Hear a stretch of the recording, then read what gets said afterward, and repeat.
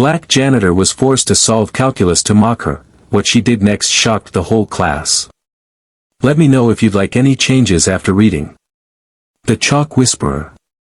The classroom crackled with energy. Seniors in Mr. Randall's AP Calculus class buzzed like they owned the world. The final bell hadn't even rung, but already half the room was debating integrals and derivatives with the cockiness only high-achieving teens could wear so effortlessly. It was a crisp October morning at Jefferson High School in Atlanta. Sunlight streamed through the windows, painting golden rectangles across the blackboards and the polished floor. And in the corner, quietly scrubbing a spot from the tile, knelt Miss Ora Bell. No one really noticed her. She wore navy overalls and old sneakers, and a scarf tied neatly around her salt and pepper curls. Most of the kids just called her Miss O, or worse, the cleaning lady. They didn't see her. Not really. That morning, though, everything would change. "Hey, watch this," whispered Dylan Granger, sliding into his seat with a mischievous grin.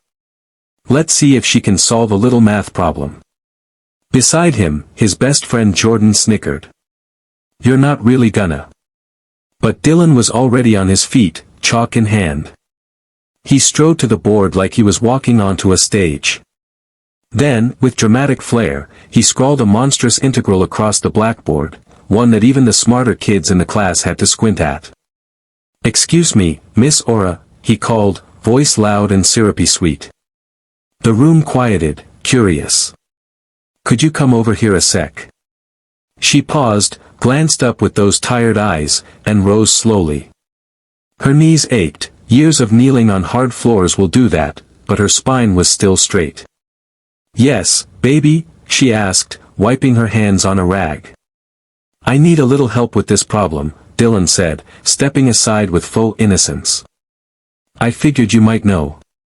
You're always in here with us." A ripple of chuckles ran through the class. Someone muttered, "Cold," under their breath.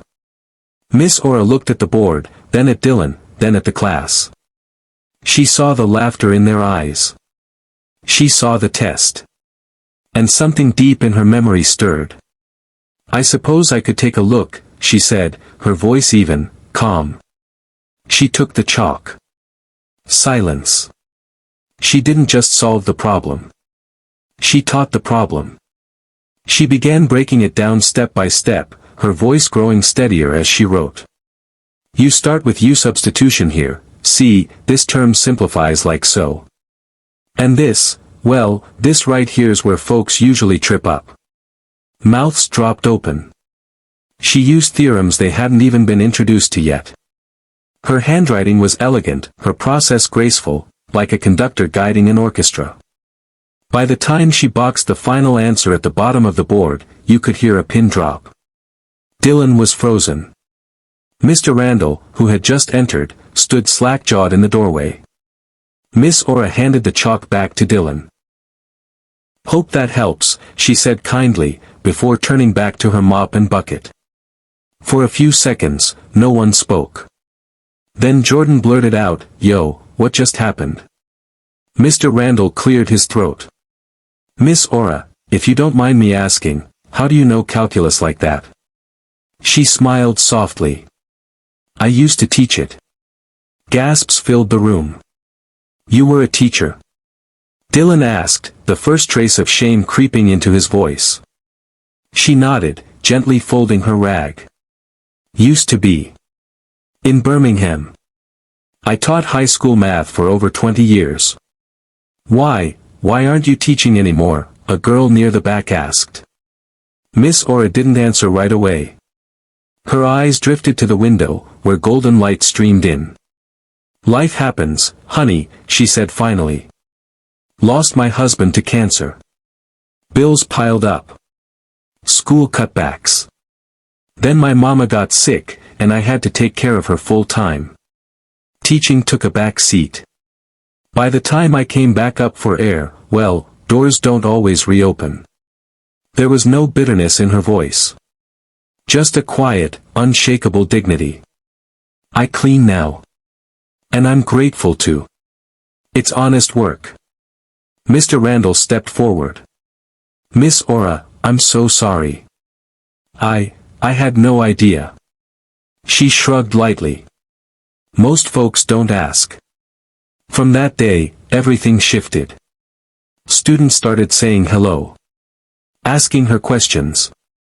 Leaving thank you notes. Jordan even brought her coffee one morning with a sheepish grin. But Dylan, he couldn't get the moment out of his mind. Not just the way she solved the problem, but the way she handled it, with grace, not pride. He did some digging. Found an old article online, Aura Bell, Alabama's Teacher of the Year, 1996. Photos of her standing with young students, beaming. Letters from former pupils who'd gone on to be engineers, scientists, professors.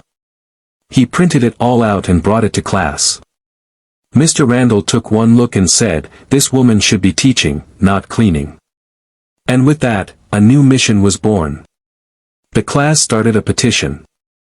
First just among themselves, then other classes joined. Soon the entire school was buzzing. The principal, caught off guard by the wave of support, promised to look into it. But it wasn't enough for Dylan. He emailed the local paper. Wrote about what had happened. The headline read, "From chalkboards to mop buckets, a hidden genius at Jefferson High." The article went viral. Community members started asking questions. Former students of Miss Aura wrote in from all over the country, testifying to the lives she'd changed. A local university offered her a chance to finish her master's degree for free. Another school offered her a teaching position on the spot. At first, she hesitated. It had been so long. She was older now. Tired. But one afternoon, Dylan caught her in the hallway. "Miss Aura," he said, looking her in the eyes for the first time, "you changed how I see the world. You changed me. Please. We need more people like you up front, not hidden in the back." She saw the sincerity in his face. Tears welled in her eyes. "All right, baby," she said softly. "Let's give it one more try." The following fall, Miss Aura Bell walked into room 214, not with a mop, but a briefcase. The students stood and applauded. She was back. Her first day as a math teacher again was filled with laughter, questions, and light-bulb moments. But what stuck most wasn't the lesson on derivatives, it was what she wrote on the board before class began. "Kindness is free. So is ignorance. Choose wisely." From then on, no one forgot who Miss Aura was. Not because she was brilliant. Not because she humbled a whole class.